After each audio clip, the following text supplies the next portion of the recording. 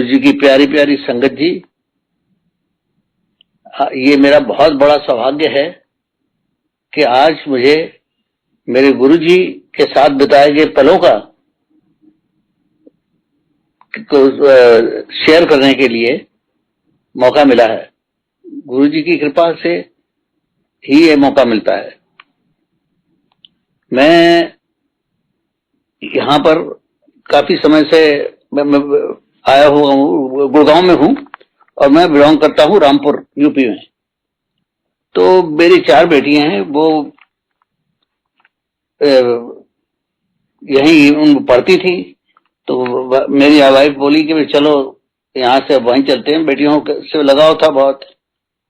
तो गुड़गांव दिल्ली चले आए, दिल्ली के बाद फिर गुड़गांव शिफ्ट हो गए, भाई कुछ काम धंधा भी किया जाए। वहां जो काम शुरू किया था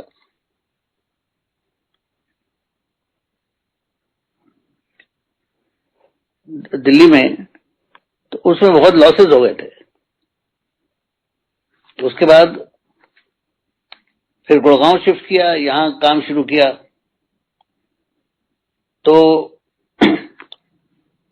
बंद फिर भी कुछ सक्सेस नहीं मिल रही थी। धीरे धीरे थोड़ा काम चलने लगा। उसके बाद मेरी वाइफ की कजन सिस्टर इन लॉ, उनके भाई की वाइफ, जहां कोई किसी फंक्शन में मिलती थी तो मुझे कहती थी कि आप हमारे गुरुजी से आके मिलो। तो मैंने उनसे बोला कि मैं किसी गुरुओं को नहीं मानता, मेरी तो बस एक आस्था श्री हनुमान जी, सिर्फ हनुमान जी में है। अब धीरे धीरे मेरी स्थिति कुछ फाइनेंशियली बिगड़ती चली गई और मेरी बेटी की शादी हो चुकी थी, चारों की। तो एक बेटी को हम छोड़ने के लिए, उसकी शादी बॉम्बे में हुई थी, उसको एयरपोर्ट गए। तो उसको वहां पर छोड़ के जब हम वापस आए तो NH8 पर पहुंचने से पहले ही मैंने अपने भाई से बोला क्यों ना आज गुरुजी के यहाँ चले। अंदर से मन बहुत खिन्न था। तो उन्होंने भी अपनी सहमति प्रकट की। तो मैंने गाड़ी अंधेरिया मोड़ की तरफ मोड़ ली। धीरे धीरे हम जब एम्पायर स्टेट पहुंचे तो वहां पता किया कि गुरुजी का कहां पर है। तो मुझे वहां पर गाइड किया चौकीदार ने। तो हम लोग बोले गाड़ी यहीं पार्क कर दीजिए, अंदर ले जाने की इजाजत नहीं है। तो हम लोग गाड़ी पार्क की, पैदल चल के अंदर गए। तो जब अंदर पहुंचे तो वो इनके भाई की वाइफ वहीं बैठी हुई थी अंदर। सत्संग अभी शुरू नहीं हुआ था, बहुत कम संगत आई हुई थी। देखते ही उन्होंने कहा, उठ के आई और गुरुजी से इंट्रोड्यूस कराया। तो गुरुजी ने मेरे से मेरा नाम पूछा, कहां से आए हो, रहने वाले हो। मैंने बताया। तो ये बात है फरवरी 2007 की फर्स्ट वीक की। तो एक मैंने उनसे जब बताया तो उन्होंने कहा बैठ जाओ, अपने पास ही गद्दी के पास लेफ्ट साइड में मुझे बैठने को बोल दिया। मैं बैठ गया वहीं पर। अब जैसा कि वहां का था, हमें तो कुछ ज्ञान नहीं था कि भाई क्या कैसा सिस्टम है, क्या सिस्टम है। तो गुरुजी ने, जब मैं बैठ गया वहां तो पहले जल प्रसाद सर्व किया गया। जल प्रसाद लेने के बाद थोड़ी देर बाद चाय प्रसाद आई। जब चाय प्रसाद दिया गया तो मैंने मना कर दिया। मैंने कहा कि मेरी शुगर बहुत हाई रहती है, मैं नहीं लूंगा। तो गुरुजी ने मेरे से बोला, लो आज तो तुम्हारी शुगर खत्म कर देती। मैं बड़ा हैरान हुआ, मैं कैसे खत्म हो जाएगी। लेकिन फिर भी मैंने ना चाहते हुए भी मैंने वो चाय पी। और चाय पीने के बाद अंदर से थोड़ा सा बोझ बन गया मन में कि भाई पता नहीं कितनी शुगर मेरी बढ़ जाएगी। उसके बाद लंगर शुरू हुआ। लंगर प्रसाद लेने के बाद, और उस जमाने में क्या होता था कि एक थाली में 4 लोग रहते थे। पहली बार तो बड़े अजीब लगा, फिर लोगों ने बताया कि ये गुरु जी का एक यहीं पे है कि 4 लोग बैठेंगे। तो हमने भी शुरू कर दिया, कोई बुरा नहीं लगता था, अच्छा लगने लगा। मिलजुल के सब लंगर लेते थे। तो जब बाहर हम गुरु जी से चरण छुए, उनसे आज्ञा ली, और जब बाहर आए तो मैंने अपनी वाइफ से बोला कि कैसा लगा, पूछा। बोली अच्छा लगा। मैंने कहा मुझे भी बहुत अच्छा लगा आज। सबसे इसलिए अच्छा लगा कि इतने जो भजन अच्छे अच्छे चल रहे थे, कितने अच्छे भजन है। इसके बाद हम लोग घर आ गए। घर आ गए, सबसे पहला काम मैंने किया कि आते ही मैंने शुगर चेक की अपनी। मैं इस बात से हैरान था कि मेरी शुगर लगभग नॉर्मल के करीब ही थी। तो मैंने वाइफ से कहा कि भाई कल फिर चलेंगे। मुझे आज बहुत अच्छा लगा था, क्योंकि भजन इतने अच्छे अच्छे गुरु जी के भजन चलते थे उनके यहाँ। वो 2 घंटा जो उनका भजनों का होता था, वो बहुत ही आनंद आता था उसमें। धीरे धीरे हम लोग डेली जाने लगे। मेरे का उन दिनों में 4 दिन होता था वहां पर एम्पायर स्टेट में सत्संग। और मेरी जाने से मेरी बेटियों ने पूछा, ये रोज दोनों जने चले जाते हैं, कहाँ जाते हैं? एक दिन हम लोग भी चलते हैं, देखते हैं। वो पूछती थी मेरी वाइफ से भी कैसा है क्या है। तो एक दिन हम लोग जब वहां गए तो गुरुजी अपना बैठे हुए थे दीपे। तो उन्होंने बोला कि आज सबरवाल ठेकेदार की पूरी फैमिली आ गई है, आई है। जब सत्संग के बाद जब बाहर आए, वही जो रूटीन था, पहले लंगर के बाद बाहर आए तो लंगर के बाद एक जब उनके चरण छू के आज्ञा लेते थे, तो मेरी एक आदत बन गई थी कि मैं जो ही दरवाजे पर पहुंचता था तो फिर वापस मुड़कर दोनों हाथ जोड़ के उनको प्रणाम करता था। और मुझे बहुत ही अच्छा लगता था, वहां पर आनंद आता था। और ऐसा लगने लगा था कि डेली क्यों नहीं होता, डेली जाया करें। अब जिस दिन वो बच्चे मेरे साथ आए, सब 2 बेटियां थी, मैं था, मेरी बेटी के हस्बैंड थे। तो गुरुजी बोले ठेकेदार दी पूरी फैमिली, सबरवाल ठेकेदार दी पूरी फैमिली आई है। जब तो वरुणजीत सिंह जब बाहर आए तो वरुणजीत सिंह बोले, मेरी वाइफ के हस्बैंड ज्योत्सना सिंह, तो बाहर बोले कि आप ये इन्होंने मुझे भी सबरवाल में क्यों मेरा बोल दिया। मैंने कहा क्योंकि आप मेरे साथ आए थे इसलिए उनको लगा के। तो अब हमको बड़ा अचंभा था इस बात का। खैर हम लोग घर तक चले आए, गाड़ी में बैठे और घर आ गए। अगले दिन फिर गए तो गुरुजी उस दिन सिविल अपनी ड्रेस में थे, टी शर्ट पहनी हुई थी, पैंट पहनी हुई थी, और अपनी गद्दी के राइट साइड जो दीवार थी वहां नीचे बैठे हुए थे। तो हम जब उधर से उनको चरण छू के सब लोग आगे जा रहे थे तो हमने भी चरण छुए। तो मेरी वाइफ और ज्योत्सना सिंह वो आगे चले गए। तो मुझे और वरुणजीत सिंह को वहीं बैठा लिया सामने। बोले कल की तेरा नाम की है, उससे पूरा इंट्रोडक्शन लिया, नाम पूछा, कहाँ के रहने वाले हो, उन्होंने बताया। बोले मैं भी उत्तर आई रहने वाला। इस तरह करते उन्होंने ये जिता दिया कि भाई मुझे सब पता है, तुम कल क्या सोच रहे थे, क्या कर रहे थे। तो उस दिन मुझे थोड़ा ज्ञान हुआ कि ये वाकई में कोई बहुत पहुंची हुई चीज है। क्योंकि जब भी जाते थे बस हम तो अपना भजन का आनंद लेके चले आते थे, समझ नहीं आती थी कि क्या है। फिर एक दिन मैंने ये भी देखा कि some lady came with a small bag of rose petals, और वो उनके चरणों में उन्होंने डाल दिया। और मुझे गुलाब की, जब बैठता था ये सोचता था गुलाब की खुशबू कहाँ से आती है, तो समझा अच्छा ये इसकी वजह से है।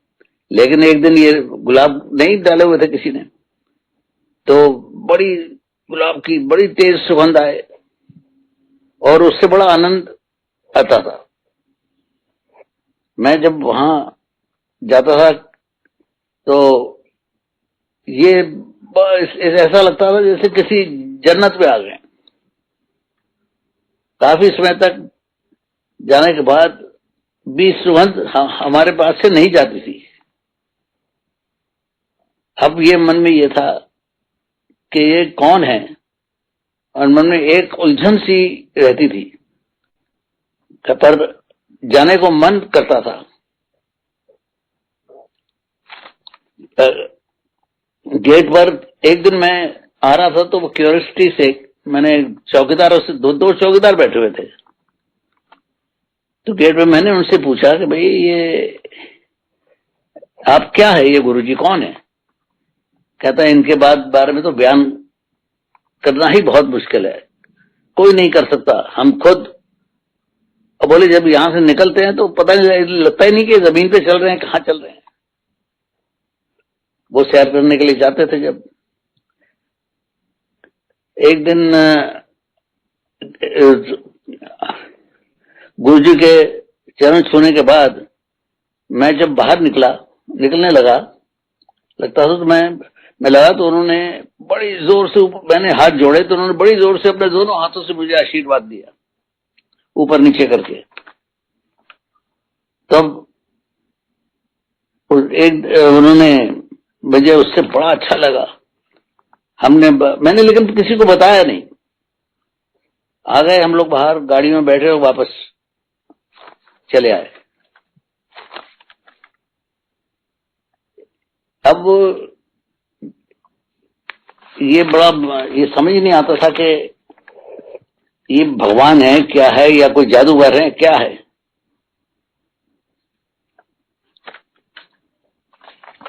एक दिन, ये बात है 26 या 27 मई 2007 की, मुझे एक स्वप्न आया रात में। उसमें गुरुजी सपने में है, उन्होंने व्हाइट चोला पहना हुआ है और बोले कि मैंने तुम्हें बहुत ब्लेसिंग्स दे दी, अब तुम बहुत कम आया करो और लोगों को भेजो, क्योंकि मेरे पास समय बहुत कम है, जिससे उन्हें भी ब्लेसिंग्स मिल जाएं। मुझे समझ नहीं आई इन्होंने ऐसा क्यों बोला। सुबह जब उठा तो मन बड़ा परेशान था अंदर से। जब मैं बिल्कुल नहीं जाऊंगा, फिर मैंने मन में सोचा कि क्या मैं अब बिल्कुल नहीं जाऊंगा वहां पर। लेकिन शाम को फिर हम लोग गुरुजी के उधर चल दिए। वहां जाके वही डेली रूटीन।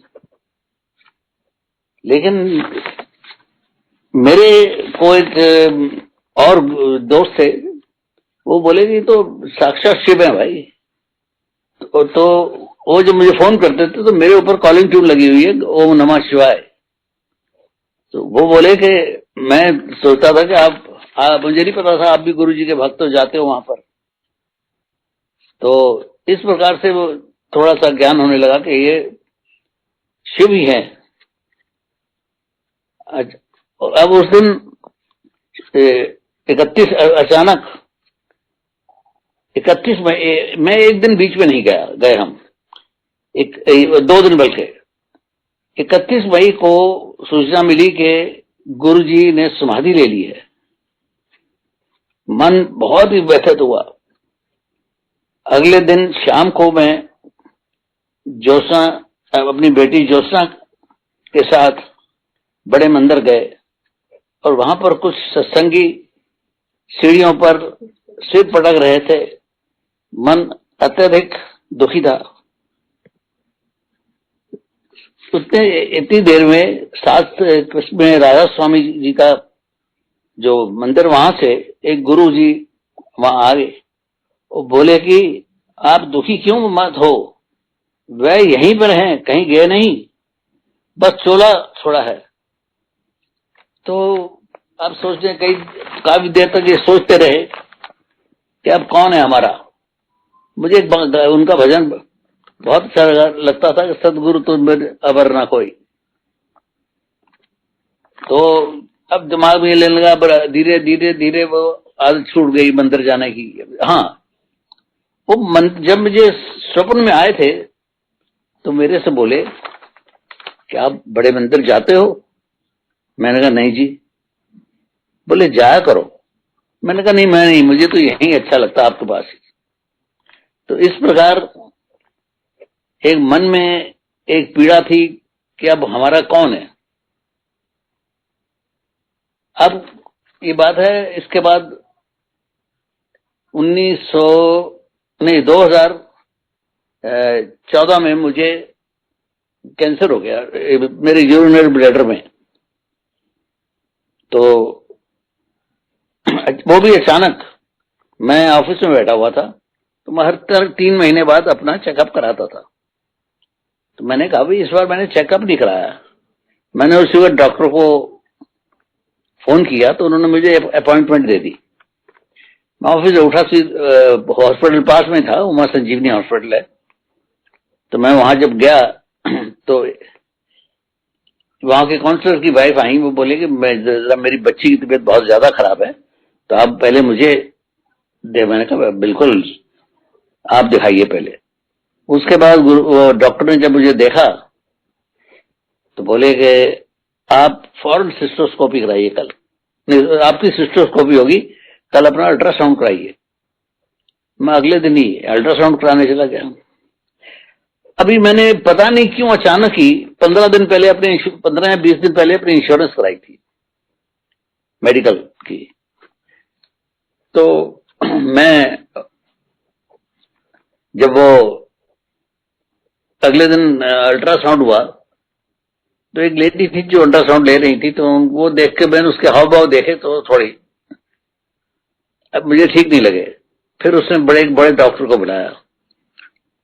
उन्होंने देखते ही बोला कि मिस्टर सरोवाल, आप अपनी अपने डॉक्टर को कंसल्ट करिए, ये ले जाइएगा अपना अल्ट्रासाउंड।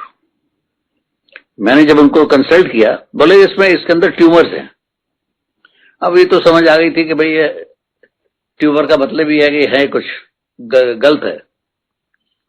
अब जाके कई डॉक्टरों का, Delhi Gangaram, max hospital, Fortis, सब जगह मैंने बहुत दिखाया। तो एक डॉक्टर मुझे मैक्स में मिले। वो बोले कि आपके यहां पर हिंदुस्तान का सबसे बड़ा इसका एक्सपीरियंस सर्जन है मिस्टर राजेश अलावत, आप उनको दिखाइए, मेदांता में है वो। मैं अगले दिन मेदांता चला गया, पता चला जी वो तो है नहीं। फिर उन्होंने नेक्स्ट डेट मुझे दी, तो जिस दिन वो थे मैं गया। तो फीस जमा करने के बाद जब मैं उनके पास गया तो उन्होंने मुझे अंदर बुलाया और बोले आप लेट जाइए। वो मेरा अल्ट्रासाउंड देखते ही उन्होंने कहा कि आप लेट जाइए। उस पर उन्होंने डर के बाद जब चेकअप किया काफी, बोले भाई यू नीड इमीडिएट सर्जरी। अब मैं थोड़ा इस बात से परेशान हो गया, इमीडिएट। बोले नहीं, आप, उनको लगा कि ये कुछ पता नहीं ढीला ना छोड़ दें। उठ के उनकी जो सेक्रेटरी दूर बैठती थी काफी, उन्होंने उठ के मेरा पर्चा लिया और उसी वक्त साथ में आए वहां तक और बोले कि आप इनका फौरन बनाइए पर्चा, और कब इन्होंने ऑपरेशन कराना इनसे बात कर लीजिए, और ही नीड्स इमीडिएट सर्जरी। मेरी उनसे बात हुई, ये है 22 अगस्त की बात होगी। तो मैंने वो मेरे से बोली आपको बताइए किस दिन आपका है। मैंने कहा 26 अगस्त कर दीजिए। हाँ ठीक है। अब वो डेट ले ली और हम सुबह पहुंच गए 26 अगस्त को, पैसे जमा करा दिए। तो बोले कि आप हमने पैसे जमा कराया तो उन्होंने हमें कमरा दे दिया और वहां भेज दिया। अब हम सोच, उन्होंने मुझे ये बताया कि आपकी 11 साढ़े 11 बजे आपको ले जाएंगे सर्जरी तैयारी के लिए। लेकिन उसके बाद भी काफी देर तक टाइम हो गया, कोई 3 बजे के लगभग। मेरी वाइफ भी परेशान होने लगी कि भाई इतनी देर हो गई है वहां गए हुए, इनका क्या। वो वहां पर पहुंची तो उन्होंने वहां पर भी काफी समय लगाया तैयार करने के लिए। तो मुझे वो बोले कि आधे घंटे का काम है, ओके तो वापस आ जाएंगे। मेरी सर्जरी को 3 घंटे लग गए। तो उसके बाद जब कमरे में भेज दिया, शिफ्ट कर दिया उन्होंने, मुझे तो होश था नहीं। अगले दिन सुबह जब रूटीन डॉक्टर चेक करने आए, कमरे में आए पता करने, मैंने कहा डॉक्टर साहब क्या आपने देखा उसमें क्या। बोले दीदी मैं आपको कुछ नहीं बता सकता जब तक आपका हमने सैंपल लेके भेज दिया है उसके लिए टेस्टिंग के लिए, और इसमें टाइम लग जाएगा, 8-10 दिन लगेंगे, उसके बाद ही बता पाऊंगा।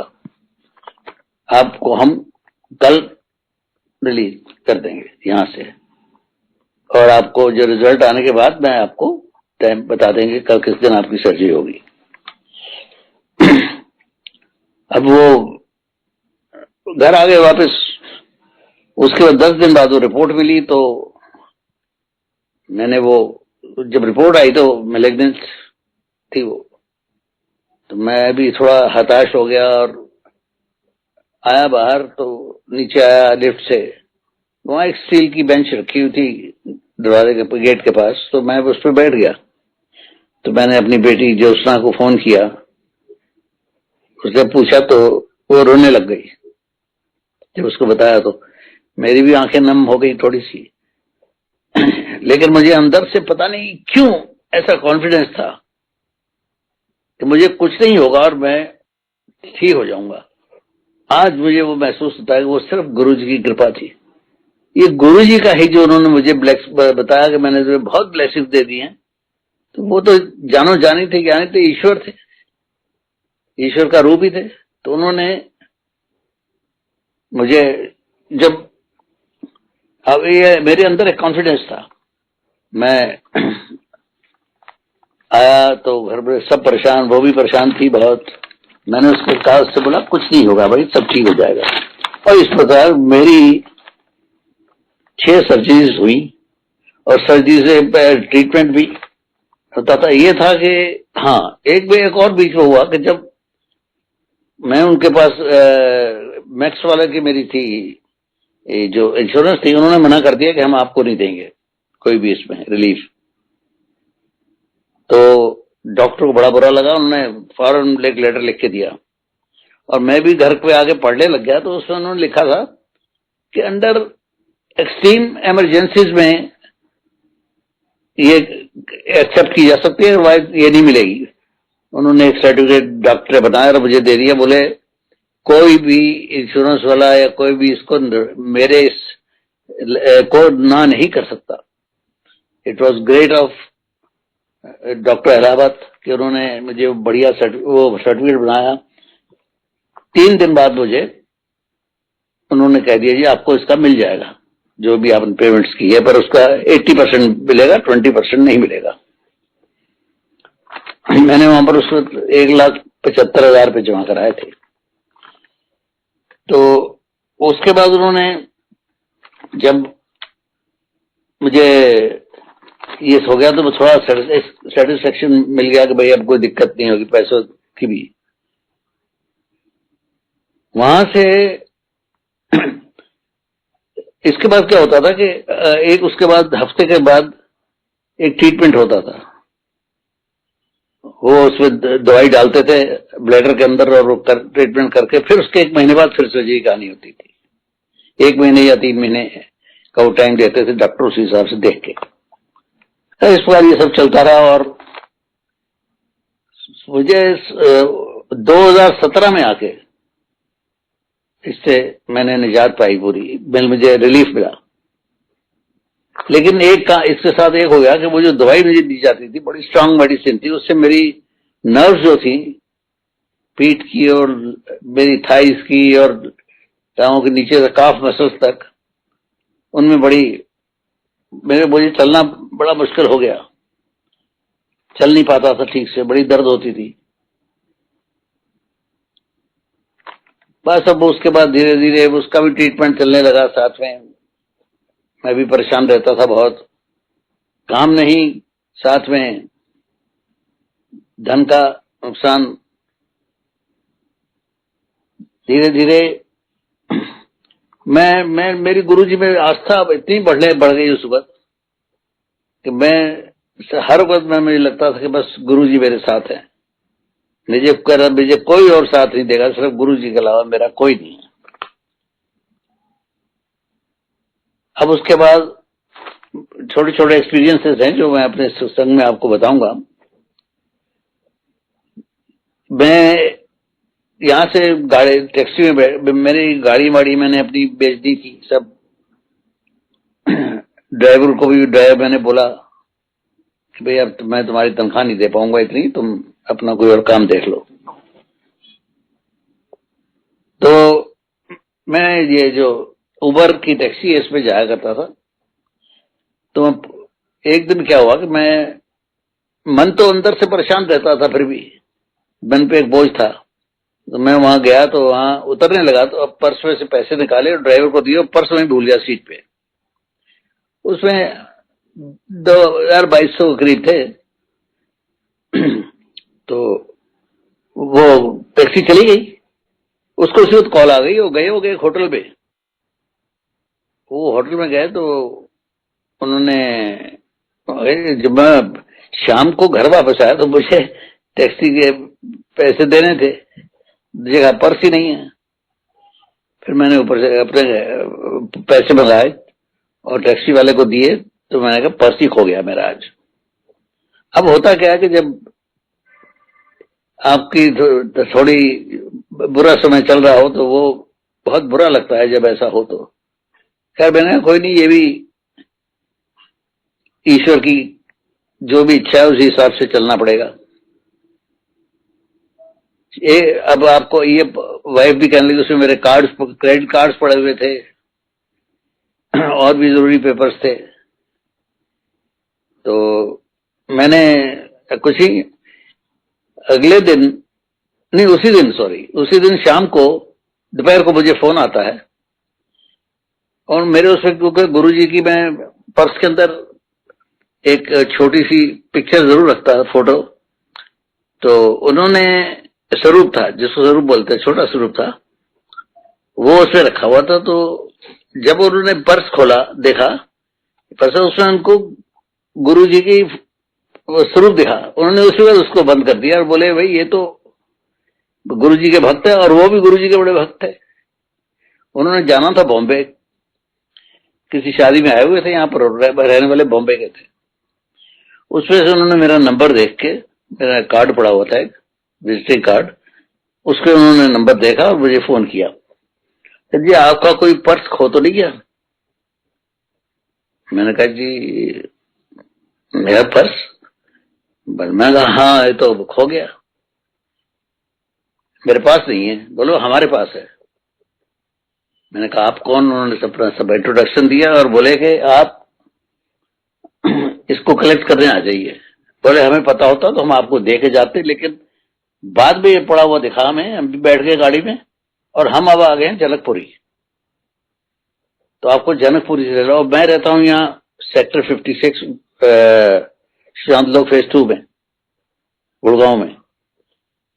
तो उन्होंने, अब मेरी एक बेटी के जो मेरे समधी हैं, जो मेरे समधी हैं उसके लॉज जनकपुरी में रहते हैं। तो मैंने उनसे कहा कि भाई अब वो मैंने उनसे बात हुई है कि उनका फोन आया कि हमने एयरपोर्ट जाना है, आप उसको कलेक्ट करा ला इतने बजे। इतने मैंने सोचा मैं जाऊंगा इतनी दूर तो क्यों ना मैं उनसे बात कर लूं, उनके घर के बिल्कुल पास ही वो ठहरे हुए थे। वहां पर उन्होंने गुरुजी को वो उन्होंने बोला कि मैंने उनको फोन किया, वो उसी वक्त उन्होंने कहा आप चिंता मत करिए, मैं जाके ले आऊंगा। वो चले गए वहां और अगले दिन वो मुझे वो देने आ गए। इसके बाद दोबारा एक बार फिर ऐसे ही हुआ। उस दिन उस पर्स में 7,000 रुपये पड़े हुए थे और वो मैं गया तो वो पर्स वहां से टैक्सी से अपनी तरफ से पर्स में रखा, पर्स जेब में रखा, जेब में नहीं गया, वहीं नीचे गिर गया और मैं अपना बैग उठाया और चला गया ऑफिस में। उसमें गए फिर वही किस्सा, घर से वाले भी बोलने लगे कि आपने क्यों ध्यान क्यों नहीं रखते आप। अब मैं क्या बताऊं कि मन के अंदर इतनी जब परेशानी होती है तो आदमी मेंटल बैलेंस लूज हो ही जाता थोड़ा, लेकिन फिर भी मुझे ऊपर गुरु जी की इतनी कृपा थी। अब ये बोले अब आपको नहीं मिलता बस, आप लीव नहीं करेंगे। अगले दिन मुझे फिर फोन आता है कि आपका कोई पर्स खो गया। मैंने कहा जी हाँ। बोले जी उसमें इतने रुपए आपके पड़े हुए हैं, हमने गिरा सिक्योरिटी से, तो मेरी वो कारपेंटर था वहां जो काम करता था, तो उससे कहा मेरी बहू भी यहाँ बर्तन वर्तन साफ करने आती है तो वो झाड़ू पोछा कर दें, तो वो उसको पर्स गिरा हुआ मिला, वो उससे लाके मुझे दिया। तो बोलिए इसमें से पैसे निकाल लो। मैंने उसको डांटा, मैंने कहा नहीं, जिसका ये पर्स है उसी को देंगे। फिर वो जी अगले दिन मैं जब पहुंचा तो मैंने उसको फोन किया, वो उसी वक्त मुझे देने के लिए पर्स आ गया। कहते जी आप अपने पैसे चेक कर लीजिए हर चीज। मैंने कहा मैंने एक 500 रुपए निकाल के उसको दिए, देने लगा तो नहीं ले। मैंने कहा नहीं तुम नहीं, तुम अपनी बहू को दे देना। तो इस प्रकार वो पर्स मेरे पास वापस आ गया। अब वो ये मैंने कहा ये उन सब घर वालों से बोला देखो गुरु जी कितनी कृपा है, ये है गुरु जी, ये है हमारे भगवान जिन्होंने ये सब काम किया करते हैं, अपने सेवकों अपने कैसे उनका ध्यान रखते हैं। अब ऐसे ही चला तो एक दिन फिर ऐसे ही हो गया। उस दिन वो मेरा पर्स फिर टैक्सी में गिर गया एक में। मैं किसी को कोई प्रॉपर्टी दिखाने गया था। मैंने कहा अब तो किसी कीमत पे नहीं मिलेगा। फिर तीसरे दिन मुझे फोन आता है कि साहब आपका एक पर्स है मेरे पास, तो उसमें पैसे तो हालांकि 20-22 रुपए थे उसमें। मैंने कहा भाई तुमने मेरे कार्ड में तो मुझे दे दो और पैसे जितने भी तुमने रखने हैं तुम रख लो, मुझे कोई जरूरत, मुझे कोई ऐसा नहीं है। वो आए ना हफ्ता 8 दिन कोई 8 दिन बाद मेरे से बोला कि मैं आपको तब पर्स दूंगा कि आप मुझे 200 रुपए दोगे। मैंने कहा तुम ले लेना भाई, 200 रुपए ले लेना, तुम मुझे मेरा पर्स दे जाओ, उसमें मेरे कार्ड वगैरह हैं। तो इस प्रकार वो गुरु जी की कृपा हमेशा से ही रही है। आज गुरु जी की कृपा इतनी है कि मैं पहले से बहुत स्वस्थ हो गया हूं, काम पे भी आ जाता हूं। मुझे दर्द रहती है उसके बावजूद भी मैं उनकी कृपा से आता जाता रहता हूं काम पे और विजिट्स पे भी चला जाता हूं। तो ये मैं इसलिए सब बातें बता रहा हूं कि गुरु जी हमारे सर्वव्यापी गुरु जी हैं। ये इनकी इतनी कृपा है मेरे ऊपर कि मैं बता नहीं सकता। इन्होंने मेरे पूरे बुरे से बुरे वक्त में इन्होंने हमें संभाल कर रखा। एक और सत्संग है मेरा इसमें छोटा सा कि मैं जिस घर में रहता था 7 साल हो गए थे, मैं रेंटेड प्रॉपर्टी में ही रह रहा था, ये सेक्टर 56 में ही। तो उसमें उन्होंने जो वहां के ओनर थे वो मुझे कभी कहते नहीं थे खाली करो, लेकिन नहीं आए कह रहे भाई हमें इतना ऑफर हो रहे हैं इस पे किराए, आप इतना और बढ़ा दो। मैंने कहा जी मैं तो नहीं बढ़ा सकता, इतना किराया नहीं बढ़ाऊंगा मैं, थोड़ा बहुत। तो मैं उन्होंने कहा नहीं जी इतना बढ़ाना पड़ेगा, फिर आप अपना कोशिश करो, देख लो। मैंने कहा नहीं दे पाऊंगा मैं। तो मैंने वो एक दिन यहाँ पर बैठा हो, तो हमारे काउंसलर है यहाँ पर, मेरी दादा जी, तो उनके ऑफिस में बैठा हुआ था। तो उनके एक रिश्तेदार वहां पर हैं, आते रहते हैं।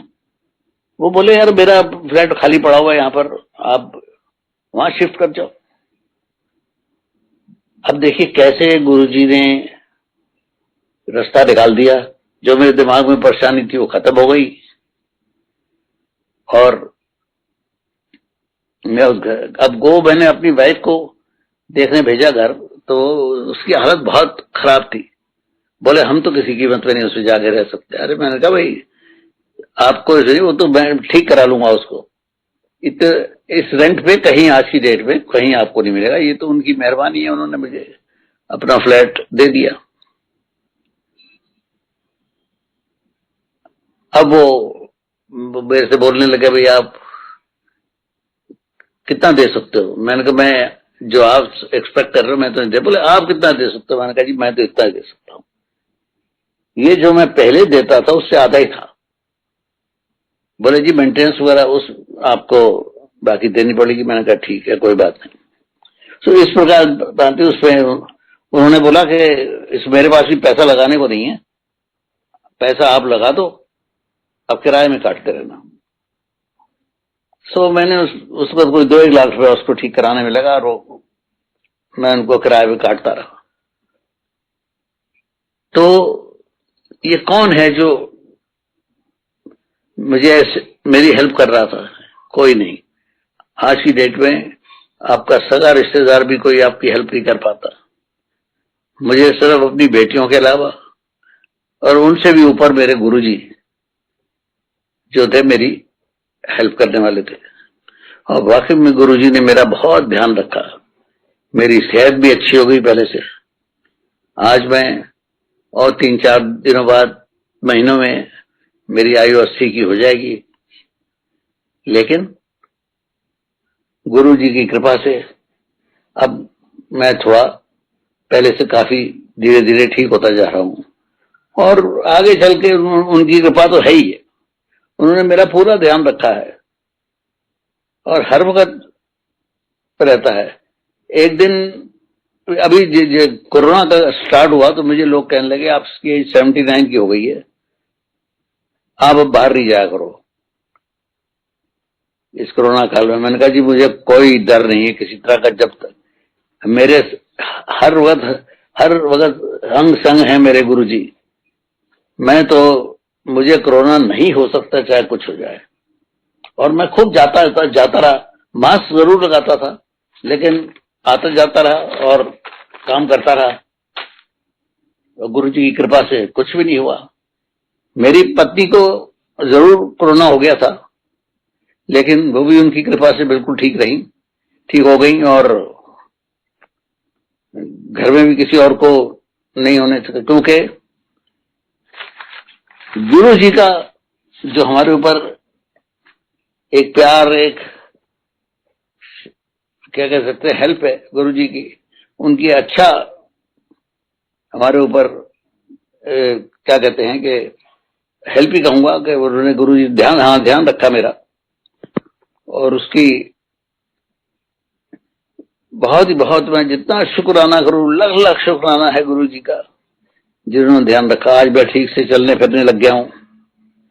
वो भी तकलीफ मेरी बहुत कम हो गई है, सिर्फ 10% तकलीफ रह गई है। तो ये गुरु जी की कृपा है। ये है, ऐसे हैं हमारे गुरु जी।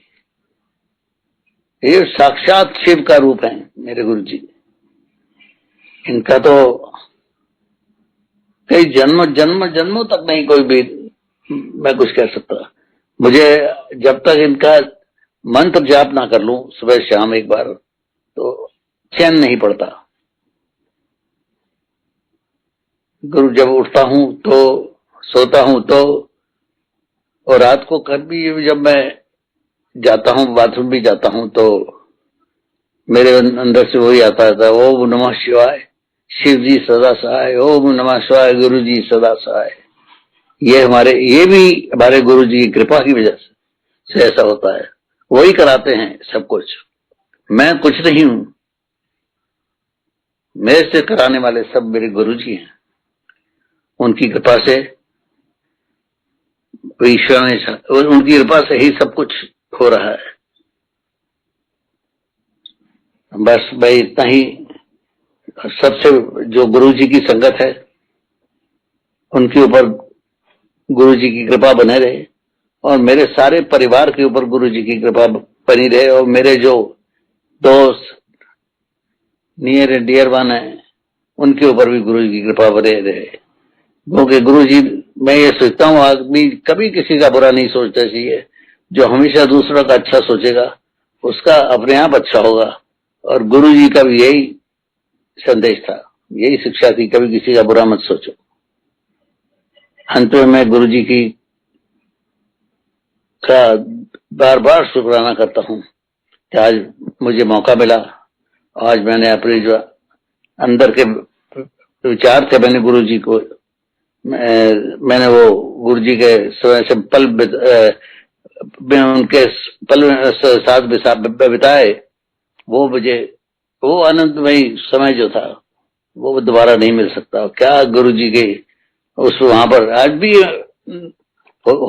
मन में ये होता है कि वो वहां ये क्यों नहीं है, गुरु जी क्यों नहीं है वहां पर। हालांकि गुरु जी हर वक्त है, हमारे साथ ही हैं। तो अब मैं इसको अंत में मैं कहूँ, सबसे ये कहता हूँ कि गुरु जी हमारे सबके ऊपर ध्यान रखें। और मैं गुरु जी का बहुत बहुत धन्यवाद करता हूँ, लाख लाख शुक्राना गुरु जी। हमेशा आगे चलकर भी मेरे सारे परिवार का आप ध्यान रखें। मेरी बेटी, 2 बेटी है यूके में है, एक बेटी, तो दोनों बेटियां बहुत गुरु जी से का वो पूजा पाठ करती हैं, वो भी बहुत मानती हैं गुरु जी को। उनके ऊपर भी गुरु जी की बहुत कृपा है। और वे सारी बेटियां बहुत अच्छी हैं, और उनको गुरु जी अपनी कृपा में रखें, उनको किसी प्रकार की कोई तकलीफ ना हो। यही मेरा बस गुरु जी से हर वक्त विनती है। जय गुरु जी, जय गुरु जी, जय जय गुरु जी, जय जय।